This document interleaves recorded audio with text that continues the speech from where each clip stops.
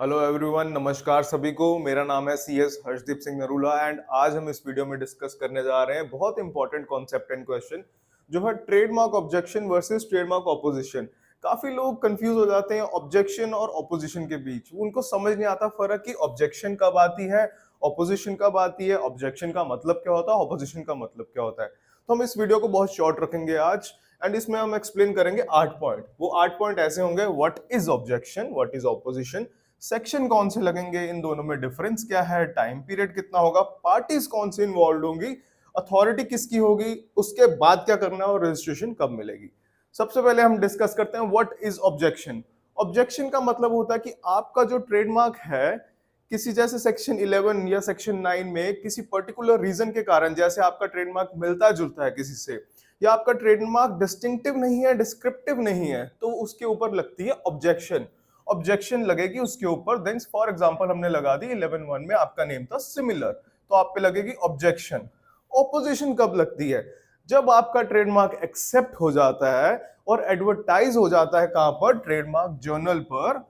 उसके with in 4 months time period होता है, एक विंडो ओपन होती है।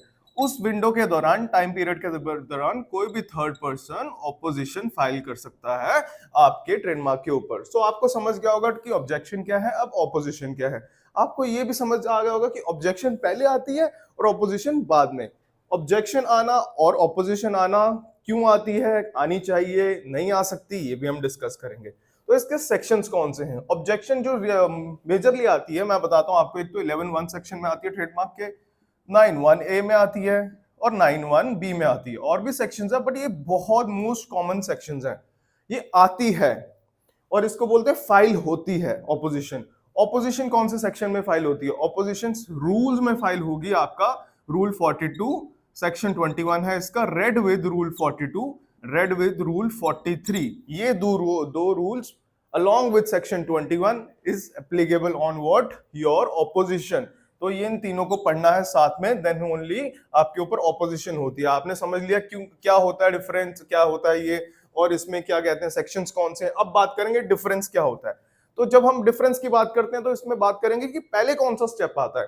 पहले हमेशा स्टेप आता है ऑब्जेक्शन का, उसके बाद स्टेप आता है ऑपोजिशन का। जैसे हम ट्रेडमार्क फाइल करते हैं, मैंने फाइल कर दी ट्रेडमार्क एप्लीकेशन, उसके बाद क्या होगा, वो लगी मार्क फॉर एग्जाम में। मार्क फॉर एग्जाम में क्या होगा, अगर आपका ट्रेडमार्क जैसे किसी से मिलता जुलता है या आपकी डिस्टिंक्टिव नहीं है, डिस्क्रिप्टिव नहीं है, आपने ऐसे वर्ड्स यूज किए हैं उसमें, तो उसमें क्या लग जाएगी आपकी ऑब्जेक्शन। ऑब्जेक्शन को क्या कहते हैं? ऑब्जेक्शन को कहते हैं एग्जामिनेशन रिपोर्ट। जब आप ऑब्जेक्शन का रिप्लाई फाइल करेंगे उसके बाद ये जाएगी नेक्स्ट स्टेप पे, या तो एक्सेप्ट होगा या हियरिंग के लिए लगेगा।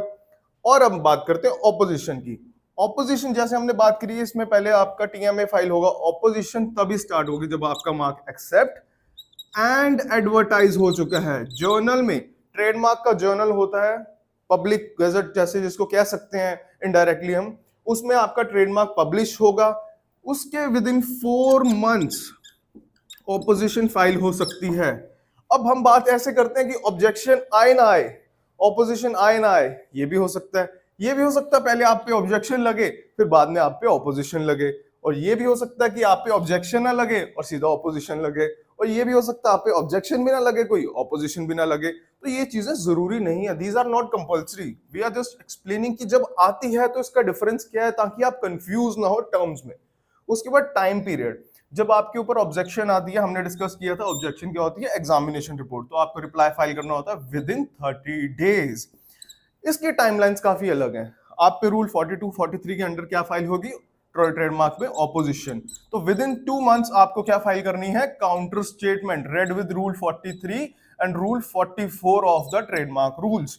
उसके विद इन 1 मंथ जो सामने वाली पार्टी है वो क्या फाइल करेगी? एविडेंस। एविडेंस किस में फाइल करेगी? रूल 45 में।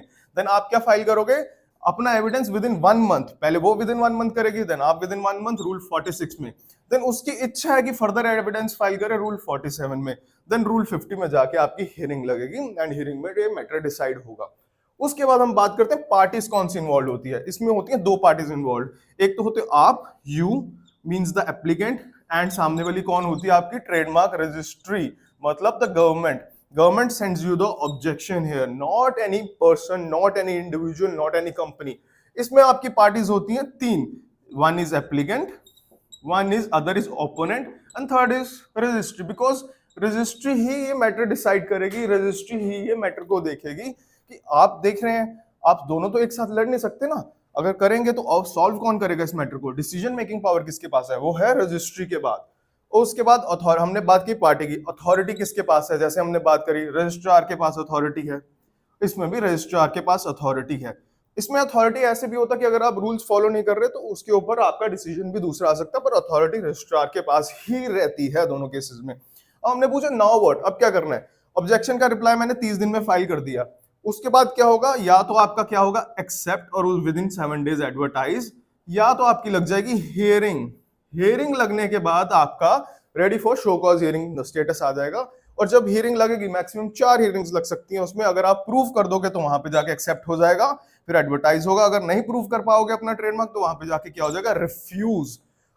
और ऑपोजिशन का बोलेंगे, अब ऑपोजिशन में क्या करना है, ऑपोजिशन क्या, ऑपोजिशन आपकी लगेगी एक्सेप्ट एंड एडवर्टाइज होने के बाद। इसका पूरा प्रोसेस जैसे चलेगा रूल 42 से लेके रूल 50 तक ऑफ द ट्रेडमार्क रूल्स।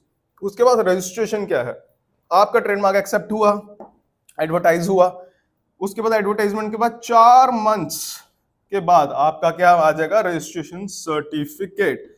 अब ये क्या है, 4 मंथ की होती है विंडो, 4 मंथ की विंडो के अंदर कोई भी third person, any one owner of registered और unregistered trademark can file opposition on you.